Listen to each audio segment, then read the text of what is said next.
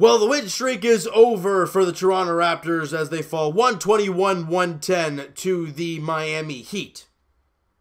At Scotiabank Arena, and there goes the, the streak of winning at home this season. And look, you knew it was bound to happen at some point. I got to give credit to the Miami Heat. Look, they are a very good basketball team. They scrap, they fight, they claw, they do everything you need to do to win basketball games. And they're going to be a force this season. Everybody's going to say, oh, well, Milwaukee, Boston, Toronto, that's it. And maybe Philly, that's it. Hang in there. Miami's a good basketball team. They're here to stay, all right? Now, before we even break down this game, I got one thing to say. Who hit the big shot late in the game? Norman Powell, okay? All right, we're going to start with that. Who took the last shot for the Raptors in the game? Siakam. The terrible shot selection. We'll get into that later. We get into overtime. How many times does Powell attempt a shot? One time. And you know what happened on that attempt? He gets fouled and goes to the line and makes 2 shots. Instead, we see Kyle Lowry taking 3 threes. By the way, he was 0 for 11. You see Pascal drive on Olynyk, who looks all day like he's going to take a charge. Pascal still tries to go through him, and obviously it's an offensive foul. And, you know, you're watching Fred VanVleet chuck up some stupid shots. You're seeing Gasol take shots. Meanwhile, Norman Powell, the guy who pretty much hit the biggest shot of the game, there was about, 35 seconds after whenever he took that shot to give the Raptors that 1-point lead. And he takes 1 shot, and it's a good one. I mean, he gets to the free throw line, makes both, and that's all he sees. That is the one problem I really have with this basketball game today for the Raptors. How they closed this game out was not smart. Now, let's get to the game and what happened. First off, it was not a good start whatsoever. -9, 32-23 at the end of 1 quarter of play. Second quarter, hey, Raptors win by 4. Great stuff. You're trying to get back into it. You're only down by 5 now at the break. 30-26 quarter. In the third quarter, well, you're still not there yet, but you win the quarter 28-25. You're only down by 1 now going into the fourth quarter. Or excuse me, down by 2. My math is terrible, but you know what? At this point, I don't care. And then in the fourth quarter, Raptors tie the game and win the quarter by 2. So you lose the first quarter, you win the next 3. Usually that's a good recipe, but the fact is you had a -9 first quarter and you just didn't really take over the game at any point and really just kind of run with it. They didn't have that 1 quarter where they just run away with it. Like I said, guys, you have to give credit to Miami Heat for the way they defended this team. Pascal, atrocious. I thought he was really, really bad today, guys.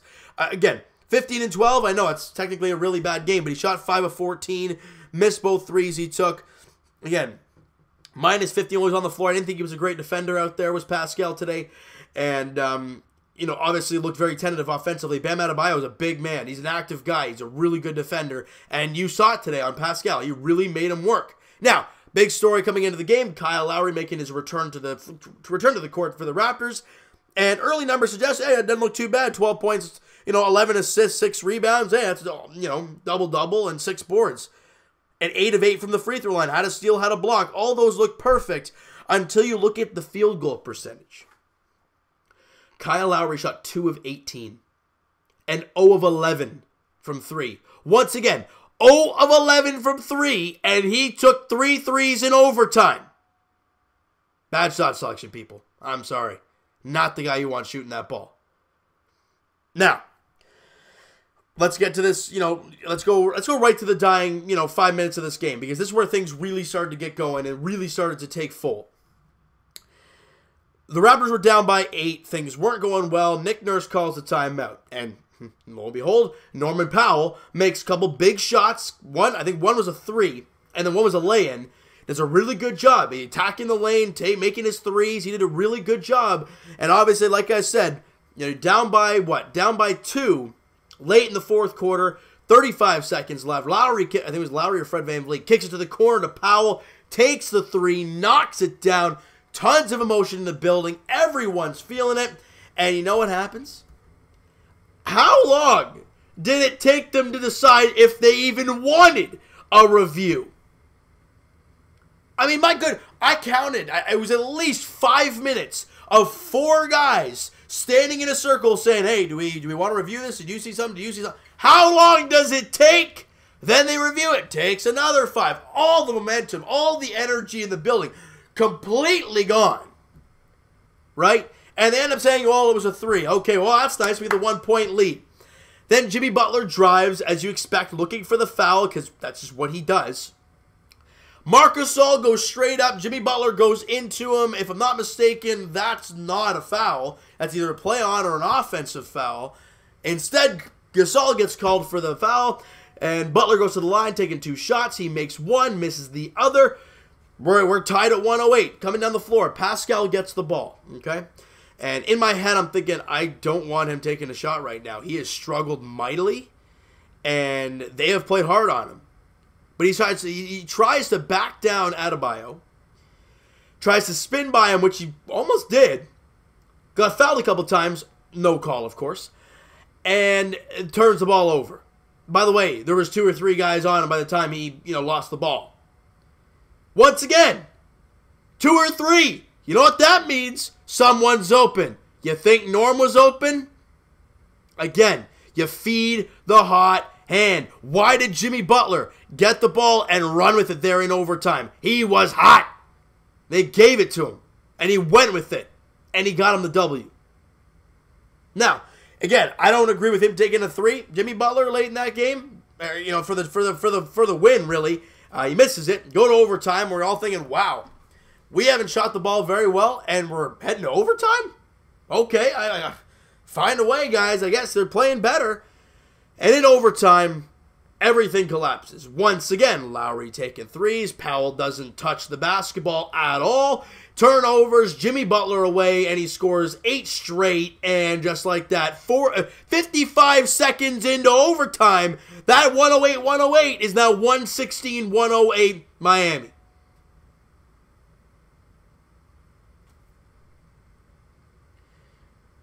These games do happen. I know that. But it's just the way it happened, excuse me, is what hurts the most. Because then I'm watching the ball move, great, and then Lowry dribble and take a 3. And I'm like, where's Norm? He's in the corner, he's wide open. I mean, that's the guy who is only hot for this team. Pascal. I mean, what was the final guy? 5 guys on the floor. You had Lowry, you had Fred VanVleet, you had Powell, Siakam, Gasol. Okay, those are the 5 guys that were on the floor there in overtime. Siakam finished the game 5 of 14 shooting. I think it was 5 of 15. Could be wrong. Gasol, 5 of 9. But again, is he a guy you want to take a big shot in overtime? I don't think so. Lowry, 2 of 18. And Fred VanVleet, 5 of 16. Who's the other guy? Oh, Norman Powell shot 8 of 14. 4 of 8 from 3. He was 3 of 4 from the line. He had a steal. Meanwhile, he led the team in scoring with 23 points and 8 rebounds. And he doesn't take a shot. I don't agree with it. I don't know if that's Nick Nurse. I don't know who that is. I don't know if that's the players, just not. I don't know. I don't know what was going on there. You guys might have a totally different opinion to me on this whole scenario. But my opinion is that Norman Powell should have taken at least 3 shots in overtime, because he was the only guy making shots in that unit that was out there in OT. Now, like I said a little while ago, these games do happen, and the fact that the Raptors shot under 40%, okay, 38% and 26% from 3, and you forced OT, it's not terrible. They missed 7 free throws. They were 29 for 36. Sorry, guys. And things just weren't great. I got to say, if I'm trying to not be biased here, it's this. As much as I wanted the Raptors to win, do they really deserve the victory? I mean, they clawed a lot through this game, but nothing was really flowing. They didn't really look very good. They weren't making a lot of shots. No one was shooting the ball well, except for Powell. And things just weren't really going right. Like I said, these games do happen in an NBA season. It's just a matter of how you rebound. Really shows you kind of what your team's all about. And obviously for the Raptors, shooting under 40%, under 30% from 3, that's not what this team does. You can give credit to Miami all you want, as I did. This Raptor team does not do that. They do not shoot under 40%. They do not do that kind of... Sorry, I'm just going to take a drink. See if that's going to stop the cough. There we go. All right. Now, in overtime, this team needed to make shots. Obviously, that didn't happen. They still give up 13 points in 5 minutes. A lot of that due to Jimmy Butler, who had a triple-double, 22, 13, and 12. Great game by Jimmy Butler. I mean, look, I got nothing bad to say about Miami. They're a team that can play. They have a lot of different guys who can burn you. You know, tonight, that Robinson character, Duncan Robinson, had 22 points. He was incredible. And then you had Winslow and Olynyk combining for, 33 off the bench? That's really impressive. They looked fantastic. I was really impressed with what they did today. Oh, my God. I don't know what's going on here, people. I don't know what's going on. I was all fine throughout the game, screaming my head off and everything, but now I come on here and it's all scratchy, coffee. Anyways, now, with the game kind of wrapped up, because I don't want to talk about that thing anymore because it was emotionally rough at the end. You know, who did well? We know Powell did well. I've said that many times.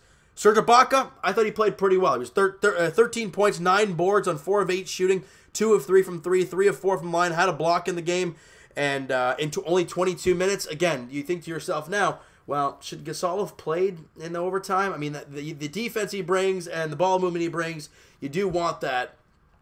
But you got to ride the hot hand. Ibaka, I don't know. There's kind of that, we're not so sure about it. And Ibaka only had the 1 foul, so there was no foul trouble. That was that. But we didn't see a lot of the bench mob today. You know, other than Ibaka getting 13 and Powell off the bench having 23, which is great. The other guys, kind of like, Terrence Davis and Rondé Hollis-Jefferson, they didn't play a lot, and they didn't really get a lot done. Rondé had 6 points, 3 boards, and an assist on 3 of 4 shooting. He missed both free throws he took and had a couple turnovers. He didn't have a really big game like we've been used to seeing from him. And Terrence Davis, obviously, only played 15 minutes, but he was 0 of 3 shooting, missed the 2 threes he took, and he was a plus 12 while he was on the floor, but did not really make any shots and had a tough time offensively, as the entire team did.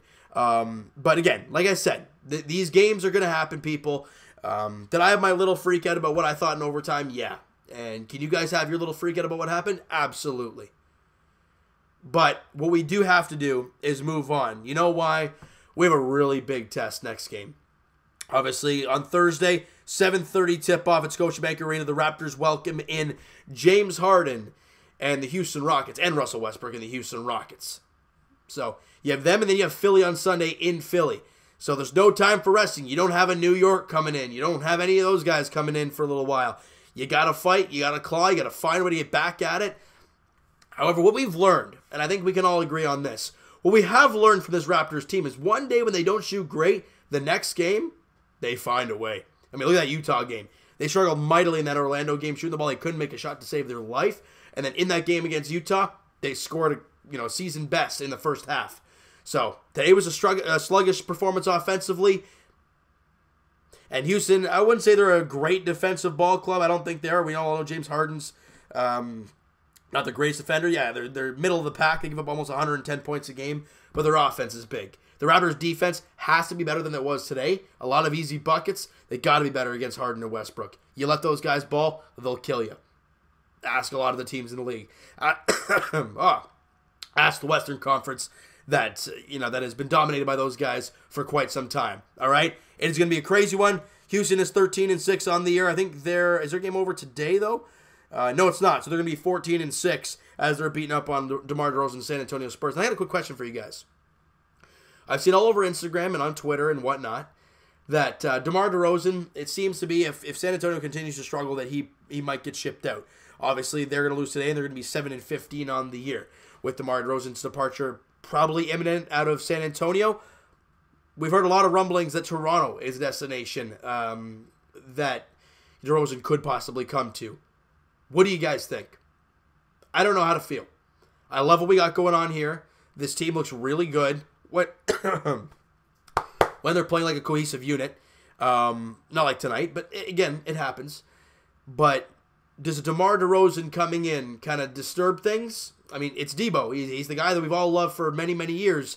but he leaves for one season, we get a championship, and the next year, you know, we have an amazing start to the season.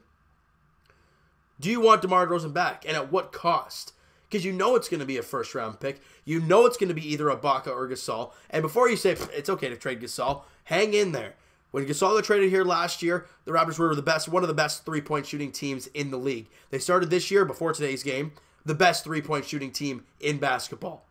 Well, maybe not number one, but at least like top three. The ball movement that Gasol brings is incredible. We know the energy Serge Ibaka is able to bring. And just because Lowry had a bad game today does not mean trade him. Is it realistic, and do you actually want to see it happen? Do you want to see DeMar DeRozan back in a Raptors jersey this year? I don't know if it's going to happen. I don't know if it happens, if it'll work. It's all question marks, but I want to hear your guys' opinion. What do you think? Yay or nay to DeMar DeRozan returning to the Raptors this year? I'm not talking free agency. I'm not talking about any of that. I'm talking this year. All right? So you know what, guys? That is going to do it for this absolute mess of a basketball game. Smack the like button if you guys enjoyed the video, and hit the subscribe button if you guys have not already. Comment down below your thoughts on the game, thoughts on the video, everything about this Raptors team. And once again, I apologize wholeheartedly for coughing my guts out almost the entirety of the video, but I had to pound it out for you guys. Feeling a little ugh, and as well, screaming my head off upstairs, coming down here, and that's that. So I apologize for you guys, to you guys for that. Twitter's down below. Like I said, follow up, send me a DM, do that great stuff. Patreon is down below as well, guys, if you guys want to sign up for that and help out the channel a little bit. It's on there if you guys are interested. If not, that's okay too. All right, and I will talk to you guys Leafs edition very shortly as heck. They lost 6-1, so we'll see how that goes. We'll see how that video goes very shortly. All right, and as for our Toronto Raptors, as we've talked about, their next contest is on Thursday night, 7:30 tip-off there at Scotiabank Arena. James Harden, Russell Westbrook. Russell Westbrook at Scotiabank Arena there at 7:30 on Thursday night. Thank you guys so much for listening and watching. Hope you guys enjoyed this video. Talk to you guys then.